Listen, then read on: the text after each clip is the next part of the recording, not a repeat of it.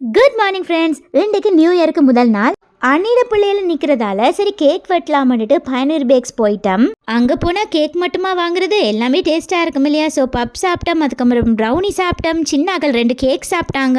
Black forest 1 kg வாங்கிட்டு வீட்டுக்கு வர வழியில் எங்கேயாவது ஜூஸ் குடிச்சிட்டு போகலாம்னு பார்த்தா மிக்ஸி பண்ணுற ஒரு கடை இருந்துச்சு. பார்த்தா 40 ரூபாய்க்கு ரோஸ் மில்க் எல்லாம் கொடுக்குறாங்களாம். அங்கே போய் ஒரு ரோஸ் மில்க்கும் ஒரு மாதுளம்பழம் ஜூஸும் சொல்லியாச்சு. அந்த மாதுளம்பழம் ஜூஸோட கப்பை பார்த்துட்டே முடிவு பண்ணிட்டு 4 பேரும் சேர்ந்து ஒண்டே குடிக்கலாமன்ட்டு அதுக்கப்புறம் ரோஸ் மில்கை பார்சல் பண்ணிட்டு வீட்டுக்கு வந்தாச்சு.